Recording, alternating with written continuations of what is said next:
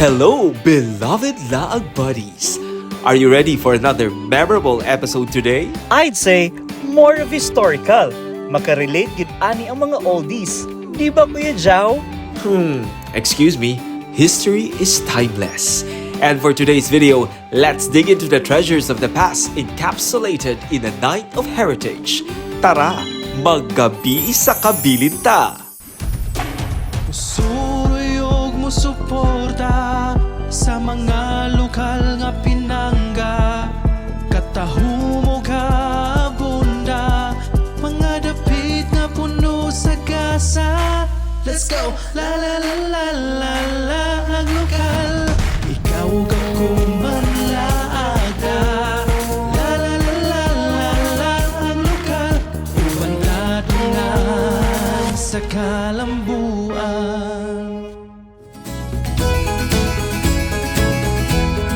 Howdy guys! Sad kayo ko karong adlaw kay asa man akong mga laag buddies basin naa siya dinhi. Ang usa na diri pero definitely ang usa dili to dinhi. Kay dili to masud ani nga jar. Sorry kayo guys for today's episode. Ako lang. Naligakit bahay dito sa balay ha. Nali ka din na. Sorry kayo. Sorry, kita ka na ako dito ganino. Sorry. Nali ka din na. Of course, this is my house na. Wow. The guror. Wala, nag-Airbnb ko. Bayaran na ni mga app. Welcome to one of the heritage sites dito sa Cebu City. Karong pa summer naman gyud murag laagan na kay kan niabot na ka dire. Yes, daghan kay kung mga gipanghuna-huna kung asa ko karon mo spend with summer. Bitaw no, For karong summer. ting-init, mga tao magbakasyon karon. Yes, ikaw asa man ka magbakasyon this Siyempre summer? sa beach maligo gid ko. Ay, definitely dili ka maligod. Wrong, ginangadto ka sa beach. Ako ang mag-beach with the family. Ang usa nag-beach ang usa nasa Talisay. Asa si Jude? Nasa Talisay. Hindi natin. No, definitely wala lagi siya din ha. Kaya dili siya masudin ha. Dili Sa ko diri Talisay, na siya kaya sa Talisay. Nag-andam sa inasal. Sila nag-andam sa inasal. Sabi kong siya ang inasal. Sige pa kay wala ba siya diri. Di siya ka-rest back. Uy, mas But we miss our body today. Yes, we miss you, manggod siya. Judah. So kita lang sa duha karon na magsuroy-suroy this thing init mao ni atong opener karong summer. So adto ko sa mga lugar nga kanabitang maka-reminisce ko sa past. wow, like Mga museums. diba? And speaking of museum, Oh, unsa man. natakaroon din sa one of the participating sites Wow. for this year's highly anticipated na Gabii sa Kabilin. Oh, nindot kay mong segue. Yes, of course. But tinuod na for all throughout the years, in the recent years, no, almost 2 decades na, I believe, na atong yun himuon natong yearly Gabii sa Kabilin. Of course, di lang ni diri sa Cebu City Kutob, we also involve the different local government units sa Metro Cebu, na ang Yes. Lapu-Lapu, Mandaue, Talisay, diba? And of course, ang Cebu City mismo. And of course, aside sa mga museum, appeal na sa ubang mga stakeholders like ang mga academe, ang schools, diba? Mo-open sab silang gates for the visitors. Wow, that is very exciting for everyone. And ako very excited na kaayo ko kay together with my friends, yearly gyud ang among pagsalmot sa Gabii sa Kabilin. Oo, kana. So, what are we looking forward to for this year's Gabii sa Kabilin? Of course, which will happen karong May. And what are the things na murag nahimong significant ang Gabii sa Kabilin as part of our promotion sa atong cultural heritage diri sa Cebu? We've been through a lot no as Cebuanos, niagi tag pandemic, niagi tag Odette, and really this a night of just really celebrating our culture, our heritage, our pride of place no ang culture as really our asset as Cebuanos. It's very important. It's always nice to go back and see how those who came before us, ang mga karaang Cebuanos, how did they also survive the challenges that they went through? Unsa man ang ilahang gibuhat as they were really moving through history no sa atong mga kakulian, all of these things that they went through. So one night every year to celebrate a rich culture and heritage. It is a night of really just connecting with other Cebuanos and also non-Cebuanos who are interested to know more Yes, about mga Cebuano by heart. Yes. So this is open to all, good. Yes, very much open to all. Every year we expect around 8,000 Wow. to That's a lot, 12,000. No, that's thereabouts. We are now back to 4 cities, 4 participating cities. Nice. So not only Cebu City, Talisay has a very wonderful program for us this year. Lapu-Lapu City, and of course Mandaue. No, so the 4 cities, we've seen their programming, very exciting, no? Of course, dili mawala ang Filipino martial arts, di ba? Which is really something that our DOT7 Right. is also promoting. Aside from the 4 cities, we have 22 partner sites now participating. Ang bago, or dili good bago, no, the first time, but we call them returnees. Okay. So the 22, the returnees would be BPI Museum. You should really check it out, no? Downtown area also. Yes, right? and then we have Cebu Normal Universities coming back again, no, Okay. to join us this year. Our schools are all, a lot of our schools who've been with us since the start of Gabii sa Kabilin are still joining us, no? And I've heard nga ang this year's theme is Beloved Bisaya. Wait, very interesting. Very interesting yun. This is really inspired, no, by Father Alcina, who is really a lot of his historical accounts of the Visayan people, no, were really taken from him and his works, his writings. We're celebrating his 350th, no, death anniversary this year, and so we took a lot of the fun facts, no, the information, historical accounts of what were Visayans like before. And usa sa among nasuro ni Gerald that gave us a glimpse of the life of our beloved Bisayans in the past was 𝗟𝗲𝗏𝗏 Museum. My reaction? Care for our home, love for our family. Makasosyal feels kaayo kining balay sa tisa nga gipreserbar sukad pa ni adtong 1850s. Now, it is being managed by the Ramon Aboitiz Foundation Inc. Atong kauban karon ang operation supervisor diri sa 𝗟𝗲𝗏𝗏, si Sir Daniel, aka Ren. So Sir Ren, Yes. when we go inside 𝗟𝗲𝗏𝗏, what do we expect here? Well, we'll expect countless artifacts, house artifacts that dates back to the 1800s, some 1800s, some 1900s. So it's a mix of kanang antiques and a little bit of slightly modern. But you'll see also very fun, interactive areas or activities inside. Nice, no? At least nag-innovate na sa yun ang mga museum karon. Dili na to pare sa unang makita lang nato ang mga display and all.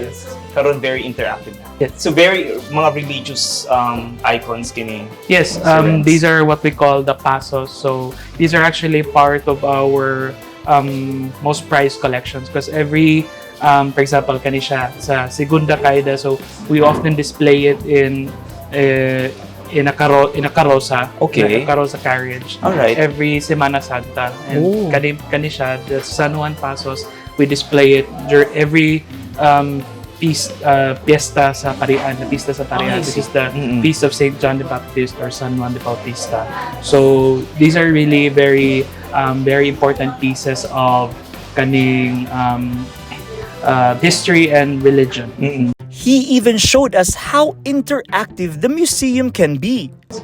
And actually, we also have other sets of fun, like very engaging kanang mga displays no here in the silong or the sakwan. So we have there kanang video presentation, mara siya wall projection sa depicting the countryside. Yes. So it also gives us the feeling that many of these items were used in those areas kana sa bukid, kana sa countryside. And it's good ha nga naa siya kay so that people could have a detailed understanding ba nga unsa din siya iyang It's actually the visualization. Yes. Diba? Ang mga batanon karon ganahan man gyud sa makita og mga images. So mas appreciate siya. Right. Yes. Oo. So colonial period or Yes, pre-colonial colonial period. Despite the allure of today's technological revolution, the old Pinoy lifestyle speaks volume of Filipinos' resilience. In this area, we showcase the transportation. So, I see. So The marami old siyang transportation. kanang- Yes. Yes. So we have several vehicles right here. So we have, for example, the karomata. So that's the typical wooden cart sa una. Right. This one, no? Kana siya, yes. Which is a little bit different with the karumatas we have already in Kay our push market. na siya. Oh, Like karon push cart it's naman push siya. na. So Pero kana siya kay ipulgin mas siya. Sa una, ipol na siya o kanang kabaw. Okay. Ah, yeah. Then, marag inani. Kabaw na or normally kanang mga Does it have a or name, some sir? horses. Wala. No, Wala. you're not allowed to touch that. Sorry. Okay That's naman a yan. century-old kabaw. That's their pet here. Pet na naman diri. So, Wala muti na gulong buhok. namote na. So, kani siya, this is the balsa. So, unlike sa karomata which has wheels, kaning balsa, it's sled, marag sled.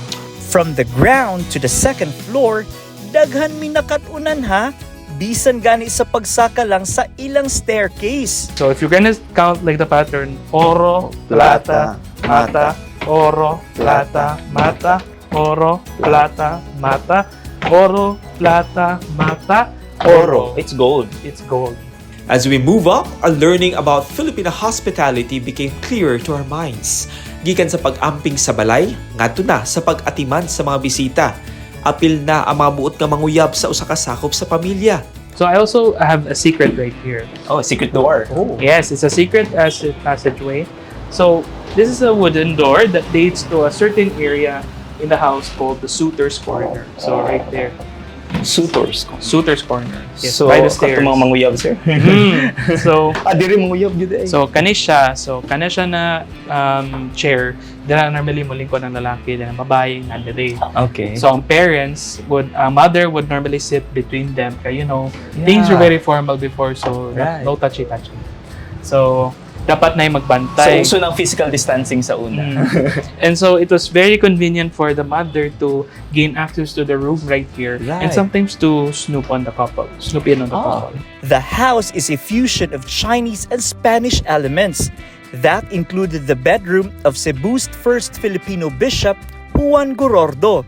He is a descendant of Spanish merchant Isidro Gorordo, who bought the house from the original owner, Alejandro Rosales.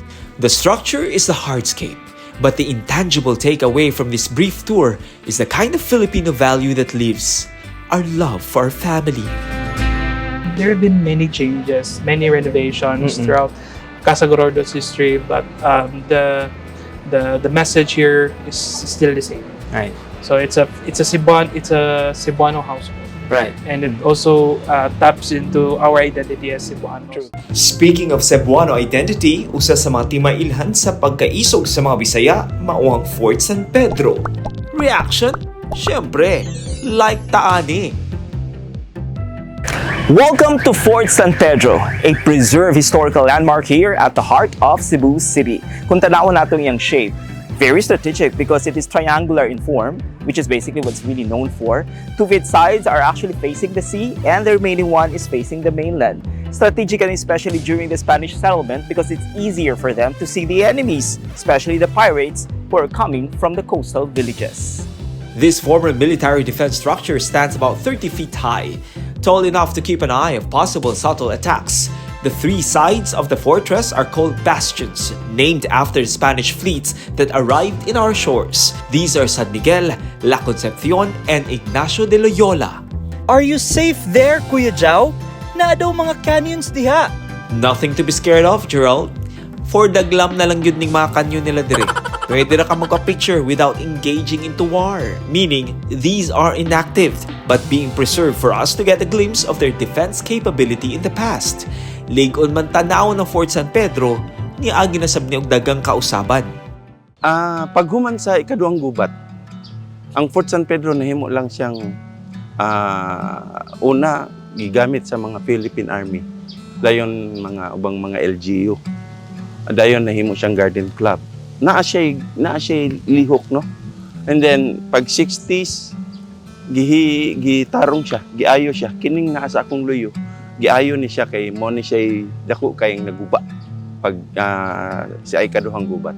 Dayon nahimo siyang zoo ni adtong 1966. Pag bakante sa lamplighter ang maong nagduma sa zoo nilang Father Tropa, bakante gid ang Fort San Pedro. Wala gid siya.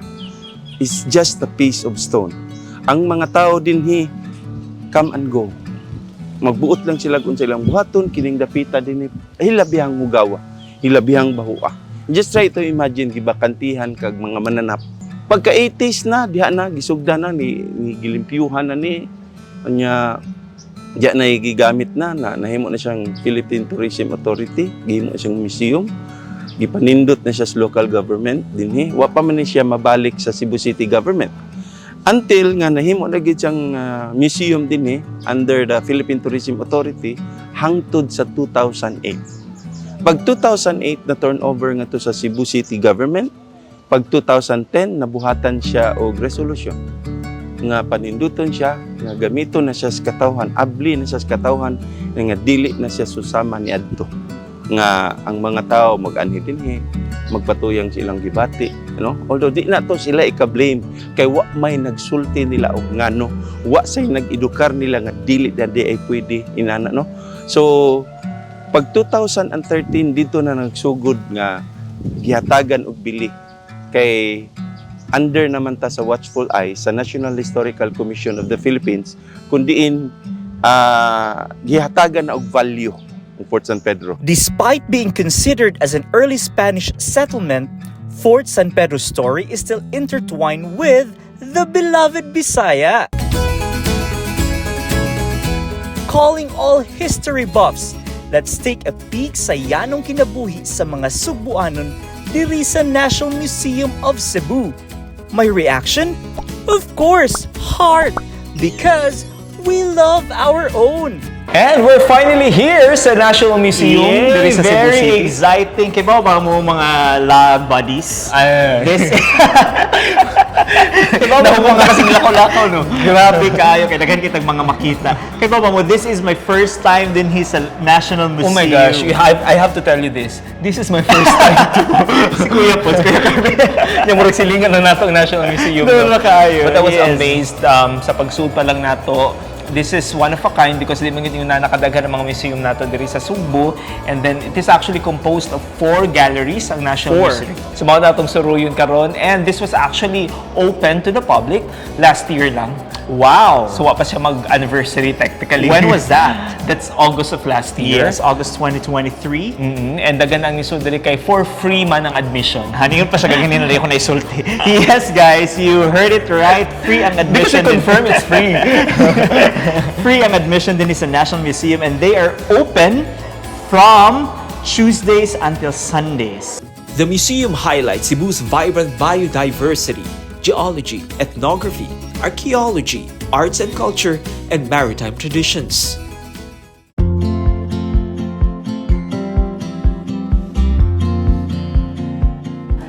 It's actually making us more aware about the existence of the different species at the same Yes, time. the flora and the fauna. Right, and making us appreciate as well their coexistence with us. So that's why there's a call for us to protect and conserve all the living things around us.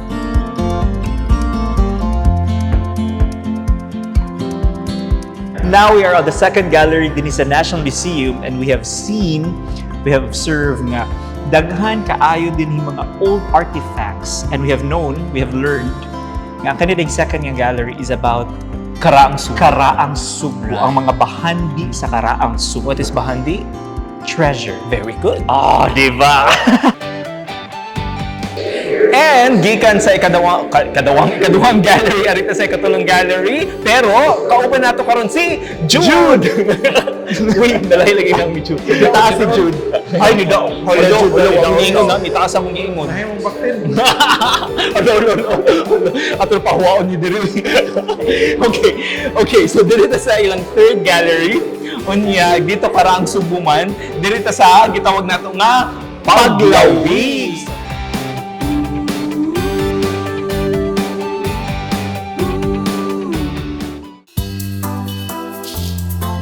And we're here sa ilang ikaapat gallery, and technically, this is a gallery of paintings. Wow. Kinsa nga painter? Kinsa nga artist? Ako. School ko. Dito, ang inila, o gibantog nga si Martino Abellana, nga taga Tinong. nga taga Gakbayan sa Karkar. Yes! Very talented siya. Very Cebuano. Ang iyang mga masterpiece, it depicts basically everything and anything about Cebu. this is really a must-go for Gabii sa Kabilin ng mga goers. Okay, this entire gallery is about Martino Abellana, di ba? Right, Tapos, this makes National Museum beloved Bisaya because it showcased a Cebuano artistry. Maestro Tining has a wide selection of subjects and a master of diverse drawing and painting methods such as oil on canvas, charcoal, and even ordinary pen. He's not just known to create remarkable masterpieces, but his pursuit as an educator produced prominent artists as well. The National Museum building is also a work of art. This used to be a customs house for Cebu's port, surviving even the World War II. In 2004, this was converted as Malacañang sa Cebu under the administration of former President Gloria Macapagal Arroyo. It was badly hit by the 2013 earthquake, but like any other gem, it will never lose its shining glory. Let the religious light shine upon us as we head to our next destination. Time to unwrap a gift that feeds our soul. My reaction? Wow to the amazing grace we receive! Welcome to the Archdiocese Museum of Cebu. Diri sa historic Parian District, Cebu City. Currently, mga lagwadis, we're here sa Archdiocesan Museum of Cebu. Right. This was actually originally mao ni siyang gitawag nga murag convent for the priests, no. And then this is like di gud siya adjacent, but this is so proximate sa Cebu Metropolitan Cathedral, no. It was actually a witness also Some different tragedies during the World War II, but miraculously it was spared. Yes, mo ni fun fact ani nga edifice, ani nga structure kay na wipe out ang entire cathedral, but this one kay na spared from that bombing during sa World War II. And looking at now, daghan kay mga naka-display diri nga mga butang, some artifacts, garments, atuluyo or the relics, no, and all the things that you can see in connection, no, sa mga religious activities diri sa simbahan or sa Archdiocese of Cebu. Kung sa gawas, magtuo ka nga susama siya sa usa ka ancestral house, but it makes sense nga nahimo siyang church-run museum since it is situated next to the Cebu Metropolitan Cathedral. Pagsulod pa lang ninyo, musugat kining excavated portion showing layers of flooring. The floor types can somehow give us an idea on what era these churches were built. The coral type tells us about a structure that can be dated back during the Spanish period. The concrete ones are during the American period, and the concrete with red dye are from the post-war era.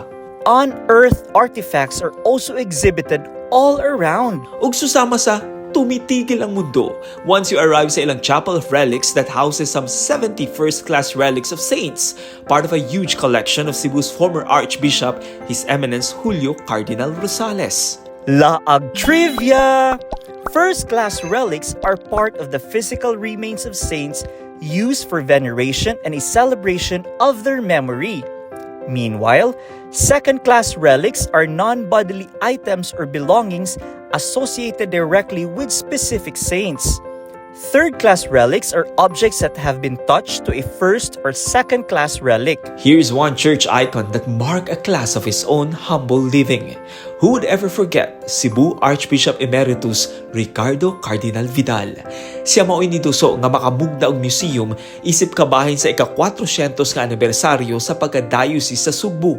The Cathedral Museum was opened in 2006 ug bisan sa pagtaliwan ni Cardinal Vidal, buhi ang iyang legasiya.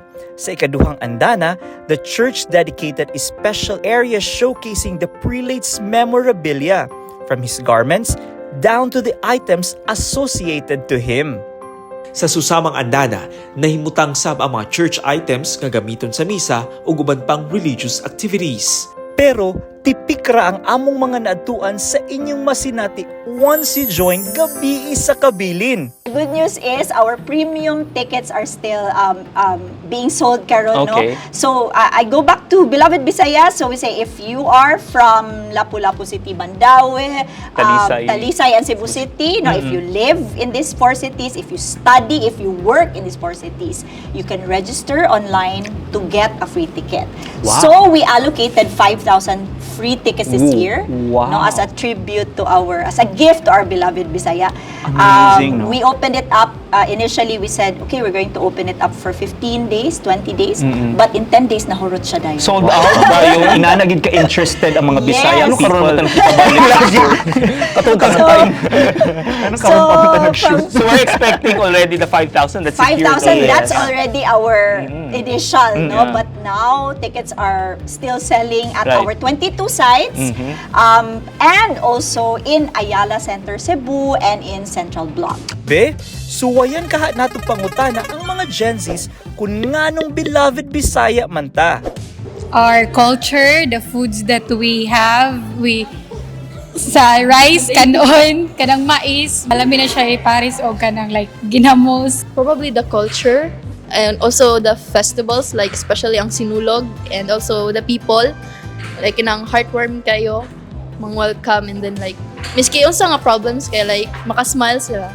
We face a problem yani kang with a smile like and pag malaki dyan na to atong mga culture. So there are two things, no, in terms of innovation. First is, well, technology, but not so much technology, but really experience. So the more we in the culture and heritage sector, the more we innovate the experience, the more we make it adapted, no, to really what is interesting for the Gen Zs, the millennials, then we are able to keep that connection with them. So first is experience. The second would be an openness to curate certain tours, no, certain curating really what we would call knowledge or kind of fun facts, Right. no, whether it's through a vlog, a webinar, Nice. transitioning it also to that space. So we also see a lot of our young people doing TikTok, no, and Yes. as they visit Young people doing TikTok. Master TikTok. Young Yes. people. as they visit the sites, and when it is this audience that really own the content, Right. we are very happy about that. Atong gihangop ang atong pagka-Bisaya as a whole, not only as Cebuano. Ako myself is proud being Cebuano. Kay ako dili lang kay sa pag-unsa, nakasabot ko og unsa ang termino nga Bisaya. Dili day na siya Cebuano. Lahi siya. Ang pinulungang Bisaya mo to akong giingon nimo. Nga og unsa ang naa sa tibuk-ang Visayas Island. Mo na say mga Bisaya. Well, for one, if you happen to see the house, you not only see the different rooms, the different artifacts, but you're also seeing, if you notice, the artistry, the craftsmanship. Katong mga kalyado was made by mga Cebuano craftsmen. The murals were painted by Cebuano artisans. Some of the items like the chair, the atay bed, those are although Chinese, but they're also Cebuano. So mga Chinoy, so products of Chinoy, it's really Bisaya. Maayo gyud ang mga Bisaya, kaya mga Bisaya, no, we are kaisog, no, and how we deal with our challenges. We are very resilient, as we see, no, we are an island, but and of course, no, they don't call us Queen City of the South For nothing, yeah, no? for nothing. So we have the strength, we have the resilience, but we also have a lot of treasures that we can really use as assets to help us improve our well-being, you know, as a people. This May 10, Gabii sa Kabilin will stage its 17th run. This may be dubbed as a one-night event, but its significance is forever etched in our cultural journey. So, our final review? Everything nice. Grabe yun. Daghan kaayo tag mga insights ug mga learnings nga atong nakuha, atong bitbiton karong adlaw, Kuya Jao. Right, and then we've been like traveling from the past, just like kining atong nasa Luyo karon, the Battle of Mactan. So, A atong very historic Right, oh. Battle of Mactan. and we're able to appreciate it better, no? Kung unsa magid kay makadungog ra man tani sa mga istorya, even in our schools when we were younger, yamang gyapon ta, pero atong mga teacher mutudloan ni nato, but technically it's different when you try to really put it into your heart, diba? Yes, and if makita gid nimo siya visually up close gyud, di ba? And it's good that there are museums such as this, there are activities such as Gabii sa Kabilin, nga tagaan ta og avenue, tagaan ta og chance to go back to our roots. I've heard something ba nga, we are not the person we are today if not because of our past. So That's mo nang right. importante gid kaayo nga we look would take a glimpse of what our past looked like. So basically, in other words, like our present is the product of our past. Yes. And whatever we do in our present will spell basically what the generation will expect, diba? The next generation will expect. And the future is so bright if we are just going to preserve, conserve all the cultural heritage or treasures that we have here in Cebu because it's so rich. Very rich. I couldn't agree more good when we say nga rich gid kayo ang atong culture. So that's why we're inviting you again to join the Gabii sa Kabilin this May 10. Magsugod. May 10. Right? Magsugod ang events at 6 in the evening. 6 to sawa, diba na? Yes, 6 until midnight if I'm not mistaken. So suroy mo, libot mo sa there mga are areas. different sites din sa Cebu City. There are other local government units who will be participating. Lapu-Lapu, Mandaue, Talisay. Sakto ba? Yes, the 4 of them. The 4, Cebu City, yes. Daghan kaayo mga sites, mga schools, mga academe nga mo join. So magkita-kita ta ninyo mga laag buddies karong Mayo 10 dinhi sa pagsalmot sa Gabii sa Kabilin. And wherever you go, let us always remind ourselves of the many reasons that we could always tell to maybe sa mga bisita nato na that we are a beloved Bisaya. Bisaya. Yes! Pinaplanuhan ko yung mga years. Kailangan spill, diba? Thank you so much for joining us mga Laag Buddies and we hope to see you sa atong next episode. Dinilagyapon sa inyong kinahang Laag Travel Buddies every Saturday morning ang Laag Lokal! Jude, asa naman si Jude? Si Jude to, Anastalisa. Atong atuon. Let's go! Let's go!